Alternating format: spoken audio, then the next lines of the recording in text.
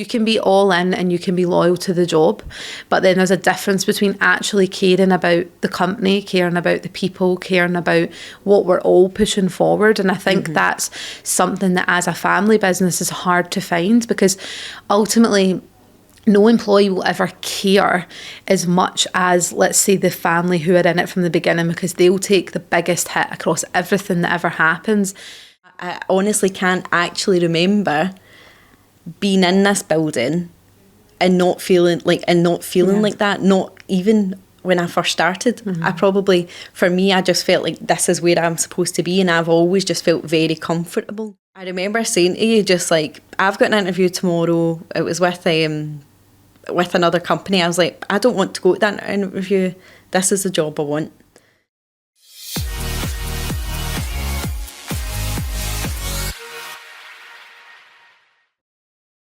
So welcome back to the 29ers show. The last time you were here, we were in a different studio. So this is your first time in this studio. I'm very excited to be here, and I love this new studio. It's so cosy and it just feels really nice and intimate. Yeah, and we walk by it every single day, and we're always filming. We try and film like every single week, but just as we got into the flow, we're like, right, let's start bringing some of the team in, some of our customers in. So you're the first, let's say, guest to the podcast in a sense, because it's always just been Kev, Jill, me or Lynn on it. So yeah, you're the first one to go for it. So what we wanted to do in this episode was a bit of a different take. Obviously, all the episodes previously have been about the business and the learning that we've went through and the experience and the 17 years of highs and lows in the roller coaster. But what we really wanted to do here was to take a bit of a different spin on this episode. Obviously, I'm probably coming at it from part of the family business. Obviously, same last name, family, my mum and dad started, etc. But what we wanted to do was then try and talk more with you about like what that experience is like for you as an employee being here. You've been here, how many years? 7 years at the end of this month. 7 years. So you've been here a long time. So I just thought, we're always pushing out these episodes, which is from our perspective, but I thought it'd be quite nice to just see like what your perspective was in your journey and your career. Because like ultimately a family business starts because of a family, but it doesn't grow without everyone else around that. And often in a family business, there's multiple levels of family. There's different generations and different members, etc. But it's the wider team and it's the bigger team that are part of that, but they need to feel part of that. But it's not for everybody working in a family business. So we thought we would like lift the hood up and see what your honest answers are. And it is unscripted, so the goal is that we don't cut it at any point. But there might be a few, but if you want to cut anything, then we definitely can. But really what I wanted to start with is about your journey, and you've said this before on film and podcasts and things like that, but it was how your journey started here, because it was probably quite unique in a sense of you didn't just come for an interview and then that was it. There was like lots of different steps, and our journeys actually ran quite parallel in a really strange way. So yeah, do you want to give a... So my first interaction with the family, if you like, was 17 years ago. I interviewed with Kev and Katelin, and I was actually blown away with them at the time. They're so passionate about what they do, enthusiastic, and you can just really see that passion coming out, and it was very exciting. And I remember after that interview, I would send my follow-up email and just to express like how nice it was to meet them and how I genuinely felt, like the way that they portrayed themselves. Unfortunately, I didn't get that job, which was very devastating. Then I saw the job come up again, probably like 2 months later, and I applied again. And needless to say, I didn't get the job at the time, but I didn't feel any which way about it. The only way I felt was like, wow, I wish I had got that opportunity. It would have been amazing to work with these people. So then fast forward 10 years, and I was going for an interview, and it was through a recruitment agency. So I'm sitting before I met him, looking up the company, and I'm like, oh, so I recognise this guy. And it was Kev. So then I went back into my emails, which I had from 10 years earlier, and found all the receipts. So I was really excited when, I sat down with the recruitment team at the time, and I was like, yeah, I need an interview with these guys. Like, it was just really exciting. And I was going through a difficult time. I'd just been made redundant. It never happened to me before. I'd never been out of work since like I was 15 going on 16. And I came for the interview, and it was yourself that interviewed me. So I didn't even get to see Kev or Gillian, I don't think, like at the first, because we had a few interviews. And I felt that exact same feeling that I had of the way that you portrayed yourself and what you spoke about for 29 Studios, of just how exciting it was and what a great opportunity was here. And I just still felt that passion. So I was like, this is where I'm supposed to be. And then we had our second interview, and I do remember, I'm pretty sure it was a Thursday, the Friday I had another interview planned, as you do when you're out of work. And I remember saying to you, just like, I've got an interview tomorrow. It was with another company. I was like, I don't want to go to that interview. This is the job I want. And then you sent me out the room, and that hadn't really happened to me before, and I'm like, oh no. So I sat in reception, and you brought me back in and offered me the job. And Kev will always say that I closed G's, but that honestly wasn't my intention. Now that I know a bit more about sales, I know how to close, so I'm like, oh, it was always there. But I really just thought, I can't leave here without just putting my heart on the table. Like, I don't want to miss out on this opportunity. Yeah. So that's where my journey started.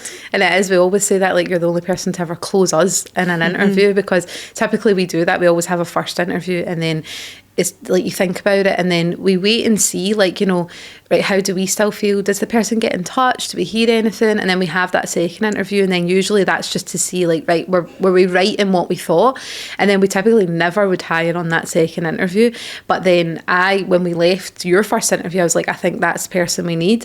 But then when you were like, we're going for another job, like, we can't lose her. We need to just get her. We need to just go for it. So then, yeah, you closed us. And I think, like, over the years, and over the last couple of years specifically, we have been growing the team. But what's really important is about bringing in people that want to be here and that enjoy being here as well. Because, you know, there's so many people out there that, you know, have to just take a job because they need that job. But what we're trying to find right now is, like, the people maybe on that next part of their career or their next part of their journey where they're maybe looking for the last bit of, let's just really make a difference, let's go for it, let's go big, let's go home, and just absolutely not push themselves to the max, but push their career to the max. And that's what we're trying to find, and it's really difficult. And obviously you've seen that over the last 7 years, but that was the fun fact that I started 17 years ago. So when you're in your first interview, did you get my job? I didn't get your job, no. But we actually then ran parallel quite strangely, and then we work obviously very closely together. But, you know, the next part of this was talking about, like, really from the moment that you then started to feel like you weren't new here. Now, obviously, you have been here 7 years, and that does take a bit of time. But actually, strangely, like, from both of our perspectives, that probably will have felt quite different. And it's trying to then see, like, well, what did that look like for both of us? Because we both came into a job new, fresh. You obviously came in from somewhere else, so you had then that experience. I came in straight from, like, studying from college. But for me personally, there was a moment where I was like, yeah, okay, this is where I'm supposed to be. Was there anything like that for you? Well, this feels like a bit of a challenging question for me, because I knew obviously kind of what we might cover today, and I was thinking about it. And I can't actually pinpoint when I didn't feel like the new person. There's been points over my time here where I've grown in confidence, you know, I've grown in other ways. And I can remember those of being like, you know, at the time when I was project managing, you know, maybe having to have some harsher conversations with the team or trying to organise things. And when you are new, you know, if you have to have a difficult conversation, that can be daunting in itself. So I remember the kind of a one occasion like that, where I thought, no, you're here to do a job. Do you know, it doesn't matter if you're 2 days in the door or 2 years in the door. Do you know, stick to what you need to do. So it's hard for me really though to pinpoint, like, when I stopped feeling like the new person, or, you know, because really, like, when I think about 29 Studios, it's always felt like the place I belong. It feels like home. It feels like my family. So it's hard. I honestly can't actually remember being in this building and not feeling like that, not even when I first started. For me, I just felt like this is where I'm supposed to be, and I've always just felt very comfortable. Yeah. It's good to hear, because obviously, and you know that, like, whenever anybody starts here, we always say that to them, like, you're here for a reason, because you're the best, we want you, you've got the best, like, you're best fit for this job. So, like, we do say that to people, is like, whether you've been here 5 minutes, 17 years, 7 years, like, you deserve to be here, so never feel like that. But for me, I always felt it was a wee bit different, because I think there was then an expectation of me coming in, which is good and bad. Like, I think then you get the bad side of that, where people just think like, oh, she's here because of that, she's here because of that. And then probably from my parents' perspective, then you do get not not saying harsher, but you do get treated differently, and the expectation is higher. So I found that quite hard coming in, because I then came in when there was like people here who'd been here a lot longer, or they'd worked with like Kev, Jill, Lynn a lot longer. So when I came in, I really did feel like, right, I'm just a runner, I'm just doing this, I'm just doing that. And when I first came in, I was literally just doing it at like weekends, and I was just helping out. And it was only after doing that for a year or so that I was like, actually, I want to be here full time. But that was such a hard transition. And then over the years, there has obviously been people that you find out have made comments, have said stuff, but I feel like I've got to a point now where I'd kind of just let that wash over me. But I do remember at the very beginning finding that very hard. But now when I look at where I am and where those people are, I'm like, oh, it doesn't matter anymore. I think, you know, for me to hear that, like, I can completely understand how it can seem, and how it could seem to people who don't work here, or, you know, they might have preconceived expectations or notions of why you are where you are. But I always remember from very early on, even we were just listening to calls with customers and stuff, and you're a wee bit younger than me, and I remember saying, God, I want to be Katelin when I grow up, because I was just so impressed with how confident you were and how knowledgeable you are. And even still to this day, like, we'll be doing stuff and everything just rolls very, very naturally for you. Like, you know, there's never any awkward pauses. You know exactly what questions to ask. You know exactly how to respond to anything that's thrown at us. So I've always felt like you definitely deserve to be where you are and doing the job that you're doing, because you've got the skill. I really appreciate that. And it's hard. I think we're probably, it's your own self sometimes, isn't it? Like, it's your own self-doubt. But I think when I came in, I felt it more because I was coming into like connections and people who were, let's say, more established, like in their role, etc. So then I was coming in with no experience. But then I think what then I came in with was not arrogance, that's not the right word, confidence maybe, of like, you know, if I don't like this, I can leave. In terms of, it was my mum and dad's business at that time. I was just fresh out of like studying, and I was like, I'm working in part-time jobs, doing this, doing that. I enjoyed it. It was only when I then became in to be like, right, this is actually my full-time job. I think there was then a confidence of like, I know this. Like, I grew up around it. My parents started business like when I was one, I think, when they started their first business. So that mentality of, you know, just wing it, go for it, believe in yourself, just have the confidence. It's always just been part of not just like business life, but just life. So I think it just came quite naturally to me. But I think it was only when I probably was here long enough that I was then here longer, that then I felt like, actually, no, I belong here more, strangely. Now, whenever someone new comes in, I don't even second guess, like, oh, they think I'm this thing. There's always a joke of like, so is that the daughter, and is this, are you the son, are you all this? But now I don't second guess it, but I do remember at the time feeling like that and thinking, I don't think this is for me. But I'm glad I overcame it. Me too. So one of the questions is talking about culture, and I don't like that word and term, and like I see this a lot. I watch a lot of like business podcasts and people in business, and they always talk about like, you need to make a culture, you need to do this. Personally, for me, and obviously might be opinionated, but I think the culture is just the people. Like, the culture has to make itself, otherwise it's just brought in, and it's like, you're forced to do this, you're forced to do that. It can't be that. If the culture's not there, it's because it's not the right people. people who want to spend time together, who enjoy spending time together, doesn't necessarily mean like outside of work. It's just the culture within the company needs to start within the company. It can't be something that I put in or Lynn puts in or Kev or Jill. It has to start with the people. So it was just to hear what your thoughts were on that, because I know, obviously I know you, and I know kind of what you would maybe say, but what, like, for you, what does that mean in terms of culture and the culture here and where that's evolving? Because I think right now in the industry, cultures are changing dynamically across industries. We're seeing that. We're seeing mass redundancies. We're seeing people who are at the house now getting brought back to work, people in work. So there's so many changes, which is then impossible to keep a culture going. But so it's just to hear what your thoughts were on that culture word. The word culture. Yeah. I mean, I would definitely agree with you that, like, the culture is the people. It's not like, oh, every Friday we go here or we go out for drinks or we do this or, you know, we do all these activities. I think it's definitely having an enjoyment for the people around you. But for me, what bleeds heavily into that is the passion that you've got for 29 Studios, because the things that we're working on right now are really, really exciting. And I think between us, you know, when we're all working together, we're talking about them, whether we're brainstorming, like, I find that enjoyable. And I find that part of the culture, not just come in, do your tasks and then go home. Like, come in, let's grow together, let's innovate together. And that's the kind of a team moments I enjoyed, you know, when we all get together and, you know, everybody has something to contribute and you see people's personality and you know what it's like, you know, we're all talking over each other because we're so excited. Yeah.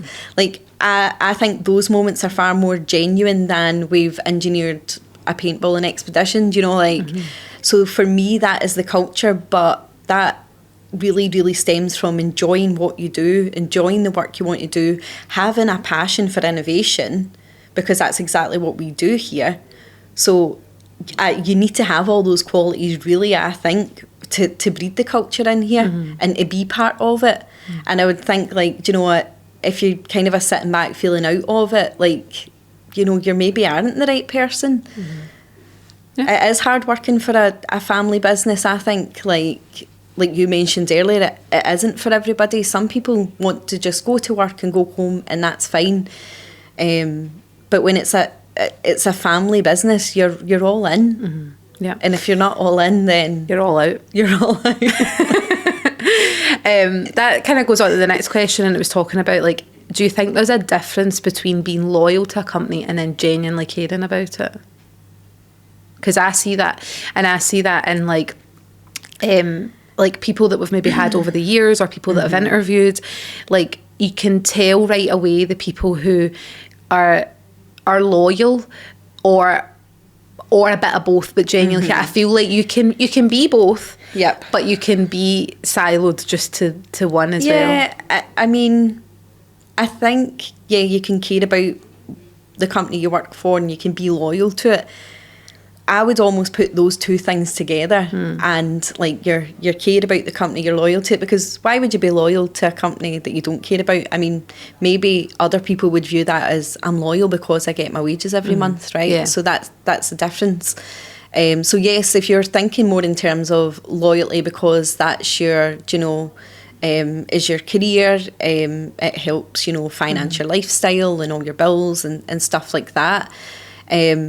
So I think you can be loyal in that way because you don't want to have to look for another job, which is very difficult in this day and age. But I think I would class that more as like, if you feel like you're loyal because of those things, then you're just plodding along, really. Yeah. I think if you genuinely care about the company, you know, you're all in. So I think loyalty just comes with that part of it. But then I would say, like, the loyalty of just being all in, I don't really know how else to say that, but I'm meaning more like, because when I had saw that initially, I was like, well, I don't think that's the right two words we should be talking about. Do you know, I felt like being genuinely invested and just coming to do a job. Yeah. Do you know? I think it's just, maybe the word and the actual words are not right, but I think where it's coming from, where I was coming from, is like, you can be all in 9 to 5 and you can be here because, like you're saying at the beginning, you want the security of a full-time job. You want the like everything that comes with it, but caring is different. And I think that's the bit that for me, when I see someone given that care, then I'll care back. Do you know what I mean? And yeah, like I'm not meaning about anyone like in our team particularly, I just mean over the past, or like when you're hiring people, etc., people that are like, yeah, I'm all in, yep, I love it, yeah, I really want that, I'm really passionate about this, love the industry, etc., etc. I'm not saying it's then, right, well, what do you do at 5:30, what do you do at 6? But it's the care of like all the wee small things that wrap around that. It makes a difference. And I think it's not just, I would say, for team, it's also customers. See, when you're working with a customer that you feel like you actually care about, and they actually care about you, then you will go above and beyond to make sure something works for them, you fix their problem, etc. But you know, that's where we're fortunate in terms of this business, that we work with customers like that. If we work with customers that don't give us that back, or we're not feeling that with them, then we're not working with them. So I think that's where it's maybe coming from, in a sense of like, you can be all in and you can be loyal to the job, but then there's a difference between actually caring about the company, caring about the people, caring about what we're all pushing forward. And I think that's something that as a family business is hard to find, because ultimately no employee will ever care as much as, let's say, the family who are in it from the beginning, because they'll take the biggest hit across everything that ever happens. But that's always the bit I think that then is hard to build into, like finding that next level behind the family. It's like the next level of leadership, because you need to know that there's trust there, but you're only going to trust someone if you know that they genuinely care. And I think that's just really hard to find. But like you said, not everybody wants that, and that's fine. Some people just want to work and just have their job and go and have their, that's great. But that's always really hard. And the only way, and that's what obviously we're doing and we've done, is like, we need that next level in. And that's why obviously we're building the management team behind us, and et cetera, et cetera. But it's hard to find those people. It is. And then I think, just circling back to what we spoke about, culture.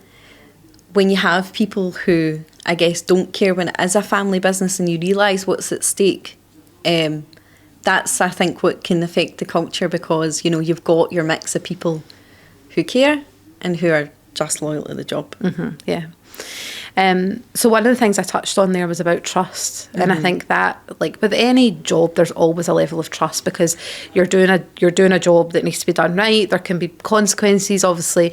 I think we always need to remind ourselves that sometimes you feel like the consequences are like so like dramatic, but like I think it was something that's like, we're saving PDFs, not lives. But it always comes down to like, you have to be able to trust people. And I think that's what with like where I am in the business, like I trust like my mum and dad and Lynn 100%, like, because obviously like I treat Lynn as family. Like I've known her my whole life. I don't remember my life without Lynn.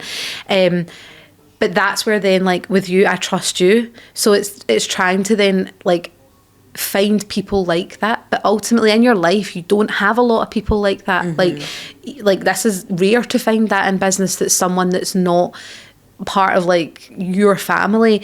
But that's really hard to find in a business. That there's always levels, isn't there, of like, hey, you trust them to go answer the door, but like, would you trust them to go face to face with your customer? Would you trust them to run a meeting? All those things. And I think that's so hard to find in business, because ultimately everyone has to be out for themselves in a sense, because it's their career, it's their livelihood.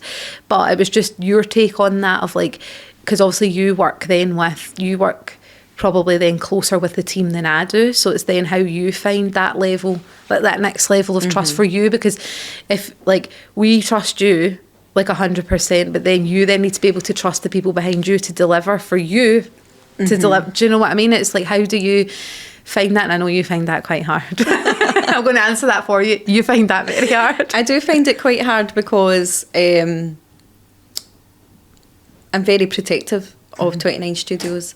And I think, though, to build that trust, you have to know that your team is showing up every day, is growing, you know, has like a level of ambition and innovation like we spoke about. And I think it's more just that demonstrating that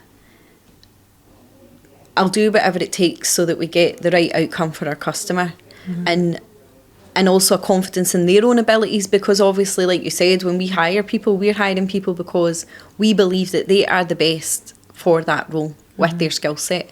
So I think I've gotten a bit better about it over the years. I do still find it challenging, because obviously out with our own team, we also work with our network, we work with other vendors, other suppliers. So when we're leading the project, I would say I'm quite strict in terms of setting the standard on what I expect, because of what we're delivering to the customer. Because ultimately then when we do work, even with our own team, with a kind of an external team, ultimately it comes down to us. So what experience do we want to give our customer? Do you know, how do we act? How do we speak? How do we treat people? Do you know? So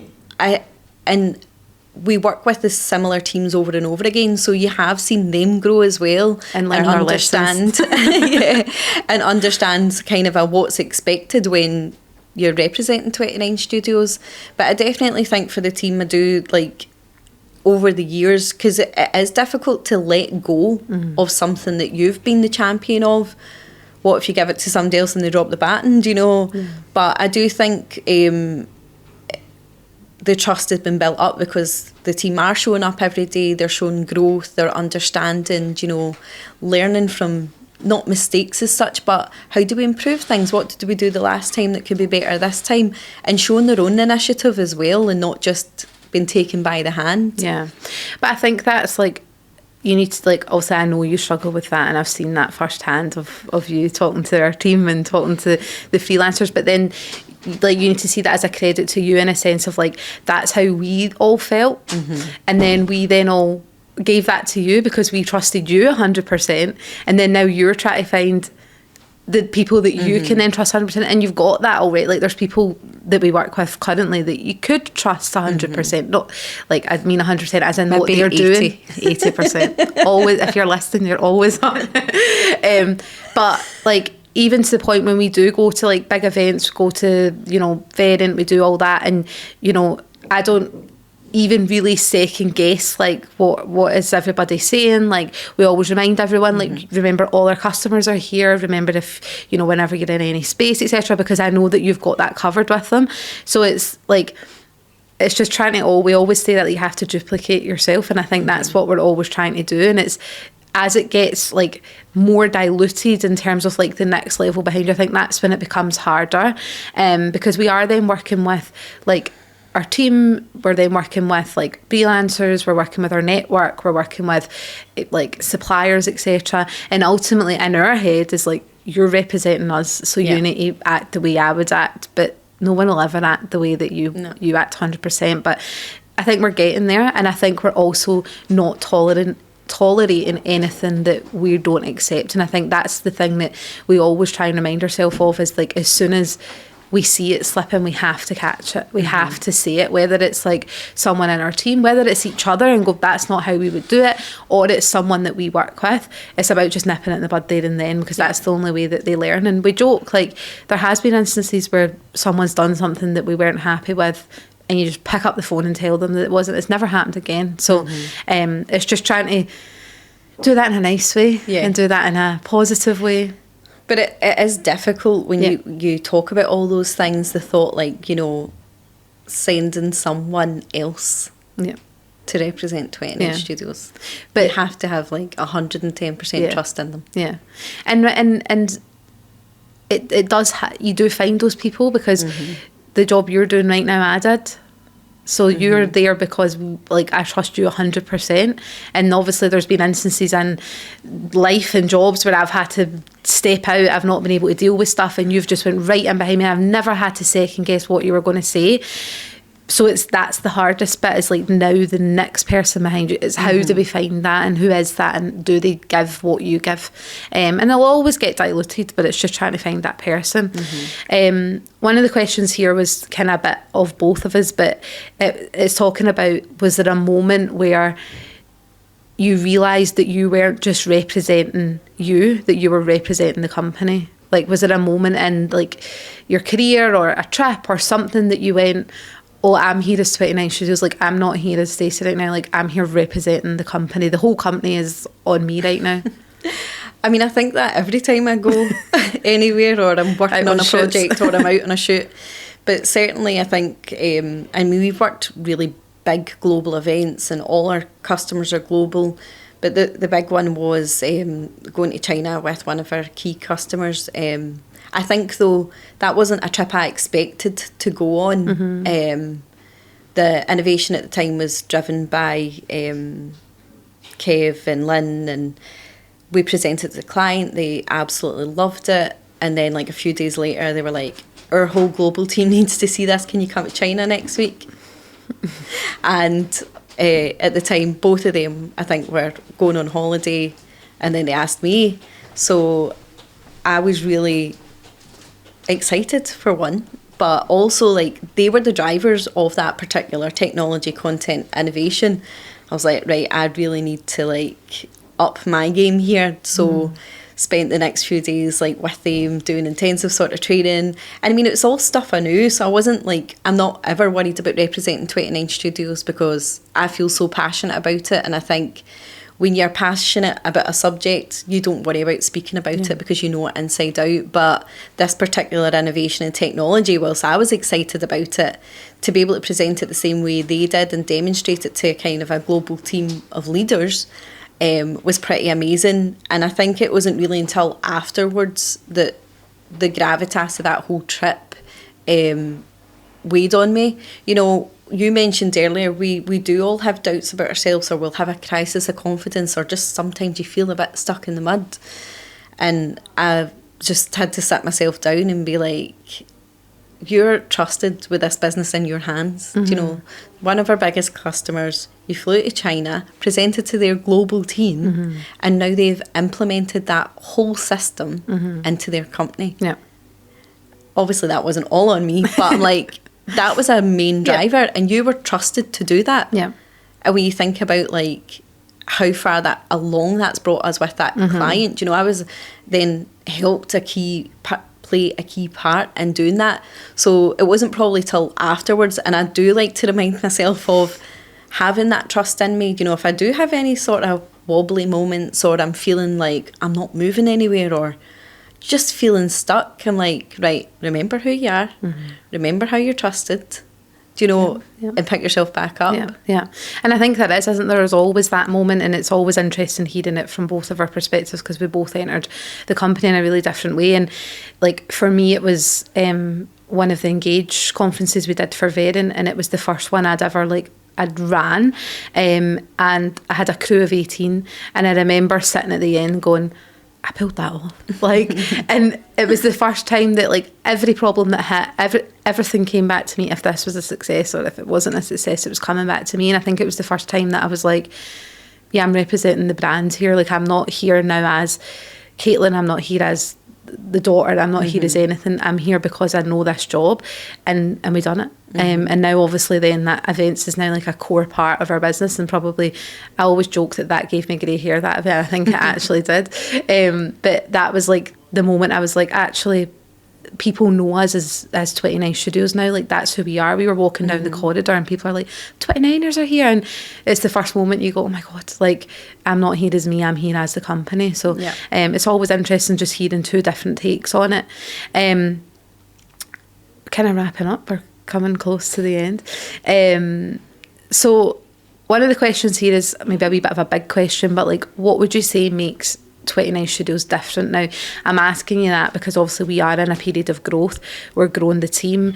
We're working with a lot more not a lot more customers, but we're going across our customers wider. So we're meeting new people. People are learning about us every day. What makes us different from one, like, actually being here and working here, but then how does really that transfer to our customers? And I think kind of also I touched on it earlier about, like, we need to care about it because then you care about the customers. But what is that difference? Where do you feel that is? The difference I feel with 29 Studios, and I've always felt this way, it's kind of a twofold. So one is the people. And I think what the leadership team have done since I've been here for day one is just champion you to raise the roof and go through it. Do you know, if you want to grow, if you want other opportunities in this company, they're here for you. if you're willing to work, you know, if you're willing to do it. And I think that means then that the people who work here, you know, I would say are happier because, like, they, you know, when you're doing a good job, you're recognised and you're growing at the same time. You know, I wouldn't say there's a lot of limits put here. I think that then transfers on to our customers. You know, like, we enjoy working here. That comes through. You know, when we're out and about or customers are contacting us, they refer to us as the 29ers. It's like the 29ers is this team of people, you know, that they have trust in, that they're happy with, that they have relationships with. I think that makes us different. But the other side that I've seen since I started working here is just the services we deliver are constantly growing. Like, what we deliver now is not what we were delivering 7 years ago when I first started. We're constantly going to our customers with ideas, with new innovations, new technology, just new and exciting things. We need to be one step ahead of our customers. Like, we need to excite them and show them the way forward in this industry. So that's a big differentiator for me. We don't wait. We don't tend to sit back and just react. Like, we're always proactively trying to move forward so that we've got something fresh and fresh ideas for our customers when they come to us. Yeah, and I think because we are so agile, we can move fast. We're not, you know, having to go to a board or big corporate or anything to make any decisions. Then we can adapt with our customers. They come with a problem, we'll find a solution. But I think that's why they like it as well, because most of our customers are corporate businesses who have rules and have limits, and they have to move slower because of the amount of people and the regulations and governance in place. But that's where then they like coming to us, because we throw loads of ideas at them, but we're throwing those ideas based on, like, we know that you're not allowed to do X, and we know that you have to get this approval, but we're just always thinking, and I think we energise them as well. But that then comes right back to, like you were saying, like, we need to find people who have that first, and then it's easy to then spread that back out to our customers as well. So last question for you. No crying on me. No, I don't. So looking back, what has been, like, your proudest moment so far? This is hard. Do you know what my proudest moment's been? No, that's why I'm asking you. Oh my God, long pause. How are we going to edit this? We can't edit it, it's unscripted. It's just going to be like 5 minutes of silence. I mean, I don't even know that there's everything we do here and everything we achieve, like all the opportunities that I've had have made me proud, and everyone tops the next one. So it's really hard for me to actually pinpoint one. I think a favourite then? A favourite. I think probably a favourite and a turning point was we went on a training business development trip to Miami, and that really felt for me more of a turning moment, not like a massive big shift, because I think I'd already been, you know, growing within the company into leadership, but really feeling like within the fold, you know, and really understanding that my ideas, my opinions and my contribution to the company mattered. I think maybe that was 2 or 3 years ago now, that trip. And it was amazing. We went to some conferences which were fantastic. You know, that was a big moment for me. I think more just like, I guess, yeah, it made me feel proud of myself that I was taken along on that, because it wasn't a trip that, you know, I needed to be invited on, but I was just very grateful, and it did make me feel a bit proud of myself of how far I'd travelled within the company at the time. Yeah, and I think that's, like, it goes back to whenever you started this by saying, like, more sales focused now, but you know, when you're trying to win a deal, when you're trying to win a customer over, what makes the difference is spending time, and it's whether that's on Teams, whether that's face to face, whether that's going for dinner or putting in the extra mile. It makes a difference with the relationships with our customers, and I think that's transfers back to, like, team. And for me, like our favourite moments together, I think, is the travel and all the fun we've had. I think we've been nearly in every Target in East Coast of America. But But that's where like trust builds. That's where like time builds. That's where culture builds for me.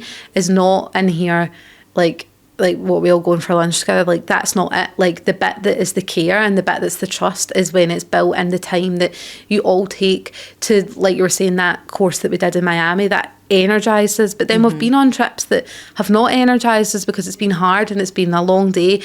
But then you still have fun, you build trust, you build time together. So I think that's the moments, I think, where that connection is built for like the foundation of moving forward. And I know not everyone in our team is maybe in a role right now that has that opportunity to go travel and do stuff. But like you were saying, you have to put yourself in it. You have to put yourself forward and push and ask and, you know, find those opportunities for yourself. And you have done that. But I think that for me is like where our like where your jobs took the biggest leap is because we've all spent that time together and seen then how much you were in it and you loved it and you actually care for the business and then everyone in it. So, yeah. Anything else you want to say before we wrap? I've been given the countdown warning. Yeah, earlier you said about working 9 to 5. Yeah, that doesn't Who apply works to 9 you. to 5? That doesn't apply to you. You care too much. That's the problem. Our customers are so global. I always joke if my husband phones and he's like, why are you not answering my call? He's like, your customers don't wake up till 1 o'clock because they're East Coast. But no, that's the side of it, isn't it? When you care, you just want to answer and you want to keep it moving. I always say that to my customers because we do work globally and some of them will message me knowing it's late for me, but I mean I'm still up, I'm still replying. They're like, don't reply, and I'm like, if my customers are awake, I'm awake. And if I don't reply now, I won't hear from you in 24 hours. Great. Well, thank you for coming on and hopefully we'll see you again soon. Yep. Nice experience? Yes, it was a good experience. Okay, good. Thank you.